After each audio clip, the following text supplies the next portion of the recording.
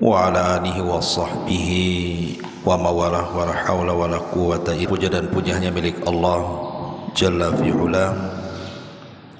Di pagi hari ini kita bisa melaksanakan kewajiban Allah, salat subuh berjamaah. Dan pembahasan di pagi hari ini kita akan membahas tentang malaikatur rahmah, malaikat yang membawa rahmat Allah subhanahu wa ta'ala,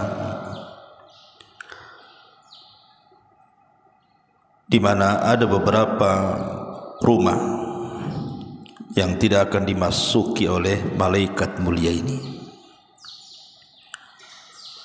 Ma'asyiral muslimin yang dimuliakan Allah subhanahu wa ta'ala, kita tahu bahwa Allah subhanahu wa ta'ala menciptakan banyak para malaikat. Tentu salah satunya adalah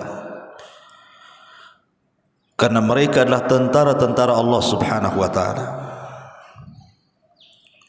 Dan Allah ciptakan malaikat itu tidak memiliki hawa nafsu. Artinya mereka tugasnya hanya melaksanakan seluruh perintah Allah dan tidak pernah bermaksiat kepada Allah. Wa yaf'aluna ma yu'mar. Mereka hanya melaksanakan apa yang diperintahkan Allah subhanahu wa ta'ala. Lah malaikat-malaikat itu ditugaskan banyak sekali. Ada yang ditugaskan menurunkan wahyu seperti malaikat Jibril. Ada yang ditugaskan untuk menurunkan hujan seperti Mikail. Ada yang disuruh untuk meniup sangkakala seperti Israfil. Dan ada juga yang ditugaskan untuk mencabut nyawa seperti Malakul Maut. Dan banyak malaikat yang Allah berikan tugas. Salah satunya adalah malaikat rahmat. Kenapa kita berhajat kepada turunnya malaikat rahmat? Dan apa tugasnya malaikat rahmat ini? Ma'asyiral muslimin yang dimuliakan Allah subhanahu wa ta'ala, di dalam Al-Quranul Karim Allah subhanahu wa ta'ala berfirman, alladzina qalu rabbuna Allah thumma istaqamu tatanazzalu alaihimul malaikatu alla takhafu wa la tahzanu wa abshiru bil jannati allati kuntum tu'adun. Orang-orang yang mengatakan Rabb kami Allah, kemudian istiqamah dengan kata-katanya, maka hamba ini saat wafatnya akan turun malaikat, di mana malaikat-malaikat ini akan membisikkan di telinganya, jangan takut dan jangan sedih, karena Allah sudah sediakan sorga untukmu. Inilah salah satu tugas malaikat rahmat, datang kepada orang-orang pilihan Allah, orang-orang yang dicintai Allah subhanahu wa ta'ala, dari kalangan orang-orang yang istiqamah. Mereka datang saat menjelang wafatnya, kemudian membisikkan jangan takut, jangan sedih, dan Allah sudah janjikan sorga untukmu. Dalam hadis yang panjang sekali, hadis Bara bin Azib radhiyallahu anhu, saat Nabi SAW datang membawa jenazah dan para sahabatnya ke kuburan, ketika itu sebagian para sahabat sedang menggali lubang kubur. Masalahnya lahat belum pun digali. Ya, Rasulullah harus menunggu. Lah sambil menunggu Nabi SAW mengumpulkan para sahabat, kemudian menceritakan tentang kematian seorang mukmin dan kematian orang kafir.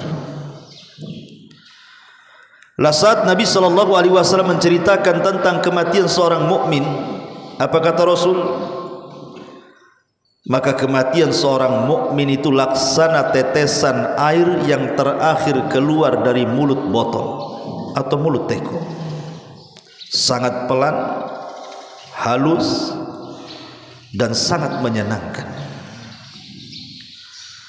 Kemudian ruh itu diletakkan di kain kafan dari sorga, dan wewangian yang sangat semerbak sekali. Lah saat ruh itu dikeluarkan dan hendak dimasukkan ke dalam kafan sorga itu, maka datanglah malakul maut yang hanya tugasnya mencabut nyawa saja. Tetapi di sana ada malaikat-malaikat yang menemani malaikat maut, itulah yang disebut dengan malakur roh. Ya ayyatuhan nafsul mutmainnah, irji'i ila rabbiki radiyatan mardiyah. Keridhaan Allah Azza wa Jal, dan juga kepada kemuliaan Allah Azza wa Jal. Kemudian dikatakan la takhafu wa la tahzanu wa abshiru bil jannati allati kuntum tu'adun. Jangan takut, jangan sedih, karena engkau sudah dijanjikan surga. Maka roh itu keluar seperti tetesan air yang terakhir yang keluar dari mulut teko. Begitu lafaz hadis Bara bin Azib. Artinya malaikat rahmat ini salah satu tugasnya adalah memberi kabar gembira kepada orang-orang yang beriman menjelang kematiannya. Kemudian apa lagi tugasnya? Tugas malaikat rahmat ini adalah memintakan doa kepada Allah Azza wa Jal akan dosa-dosa kita supaya diampuni dosa kita. Ingat dalam hadis yang panjang yang menjelaskan tentang keutamaan orang yang tidur kemudian berwudu. Maka saat dia tidur, orang-orang yang berwudu sebelum tidur itu, yang tentunya juga membaca doa sebelum tidur, maka di samping kiri kanannya ada malaikat. Lah malaikat yang di samping kiri kanan orang yang tidur itulah malaikat rahmat. Jadi setiap kemudian badannya berbalik ke kanan, malaikat rahmat sebelah kanan mengatakan Allahumma ghfir lahu, Allahumma arhamhu. Ya Allah, rahmati orang ini, ampuni dosa-dosanya. Setiap kemudian berbalik ke arah kiri, malaikat rahmat sebelah kiri ngomong begitu juga. Allahumma ghfir lahu, Allahumma arhamhu. Ya Allah, ampuni dosa orang ini, ya Allah, rahmati orang ini. Dan terus akan mengucapkan seperti itu sampai dia terbangun di pagi hari. Luar biasa ya.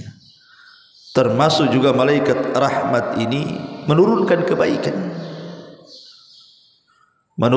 kebaikan, ketenangan, keberkahan pada setiap rumah yang turun malaikat rahmat di dalamnya.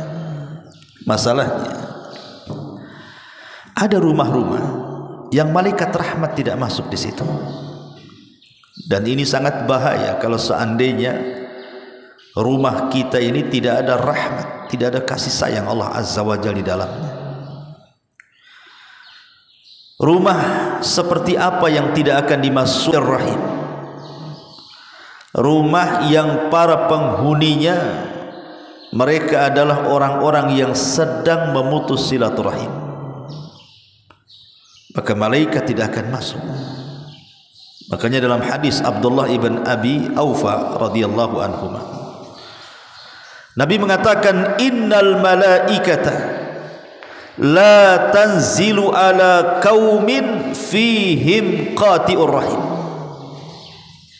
Sesungguhnya para malaikat tidak akan turun kepada kaum yang pada kaum tersebut ada orang-orang yang memutus silaturahim. Malaikat tidak akan turun ke rumah itu. Ini yang pertama. Kemudian yang kedua, malaikat rahmat juga tidak akan turun kepada rumah yang di dalamnya ada anak-anak yang durhaka kepada orang tua. Kalau dalam rumah itu ada anak-anak yang durhaka dengan orang tuanya, maka malaikat tidak akan turun di situ. Karena itulah uququl walidain itu adalah seburuk-buruknya memutus silaturahim. Kemudian yang ketiga, baitun fihi kalbun, rumah yang ada anjing di dalamnya. Kata Nabi sallallahu alaihi wasallam dalam sebuah hadis dari Abi Talha radhiyallahu an, hadis ini dikeluarkan Imam Bukhari. Kata Nabi sallallahu alaihi wasallam, la tadkhulul malaikatu baitan fihi kalbun. Malaikat-malaikat rahmat tidak akan masuk pada rumah yang ada anjingnya di situ. Makanya hati-hati memelihara peliharaan walaupun itu hanya sekedar hobi. Kalau sampai kemudian menjadikan malaikat-malaikat rahmat tidak datang dan tidak masuk, ini kan rugi hanya gara-gara hobi saja melihara binatang. Kadang-kadang ada anjing itu yang lucu-lucu, lebih lucu pun daripada kucing kadang-kadang. Anjing itu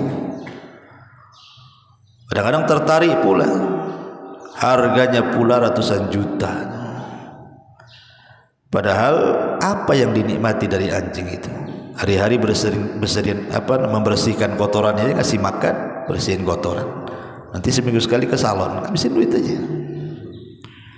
Sudah dunia dirugikan dengan habis karena hobi, akhirat pula dirugikan. Karena orang yang melihara anjing ini, ikhwan, itu setiap hari pahalanya dikurangi 1 qirat. 1 qirat itu sebesar gunung Uhud. Satu hari itu pahala kita dikurangi 1 qirat. Belum lagi malaikat rahmat tidak akan masuk kalau ada anjingnya itu. Walaupun para ulama tentu memberikan pengecualian, artinya tidak semua anjing, tidak. Anjing-anjing yang memang dihajatkan untuk dipelihara seperti anjing-anjing buruan ataupun untuk menjaga keamanan karena memang di situ mungkin banyak pencurian, kerampokan dan begitu seterusnya, maka sebagian para ulama membolehkan kalau memang ada hal-hal yang dihajatkan. Itu pun sekali lagi anjing-anjing yang terlatih. Karena kalau umpamanya anjing tidak terlatih, ngapain? Tidur aja, ada pencuri tidur aja, ngapain? Dia tugasnya ngasih tahu pencuri. Pencuri lewat diam aja, itu enggak terlatih namanya. Masyaallah muslimin yang dimuliakan Allah Subhanahu wa taala. Jadi saya ulangi, Al-Hafidz Ibnu Hajar rahimahullahu taala, beliau mengecualikan anjing-anjing yang tadi untuk hirasah, untuk menjaga rumah, jaga kebun ataupun berburu.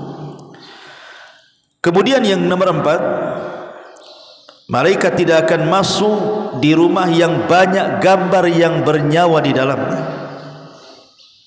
Gambar-gambar yang bernyawa di dalamnya seperti lukisan-lukisan. Di sana ada gambar binatang lengkap dengan kaki, badan, tangannya lengkap, termasuk juga melukis manusia lengkap kepalanya gitu ya. Maka Nabi sallallahu alaihi wasallam mengatakan la yadkhulul jannah atau la tadkhulul malaikatu baitan fihi kalbun wala suratun. Malaikat tidak akan masuk ke dalam rumah yang ada anjing dan ada gambarnya.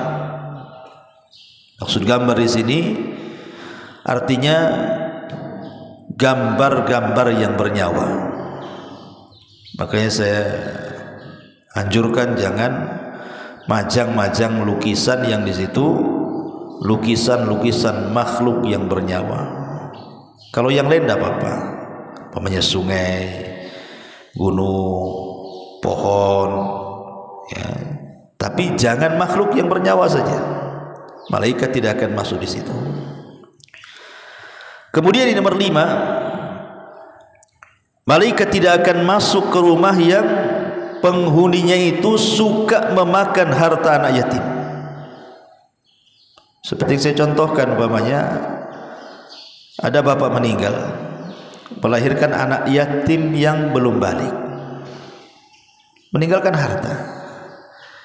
Namanya anak yatim, apalagi masih bayi atau belum balik, kan belum pandai memegang harta. Terkadang harta dari bapaknya itu dipegang oleh siapa? Entah saudara-saudara bapaknya atau paman-pamannya atau bibi-bibinya. Bukannya dijaga bahwa itu harta adalah harta anak yatim, maka mereka pula yang makan secara zalim. Ketika anak ini sudah balik, sudah besar, ludas hartanya. Ini memakan harta anak yatim. Maka orang-orang yang memakan harta anak yatim, malaikat tidak akan turun, kata para ulama di situ. Kemudian yang nomor 6, malaikat tidak akan turun ke rumah yang fihi rawaihu kariha, ada bau-bau yang tidak sedap, yang kita sendiri tidak suka.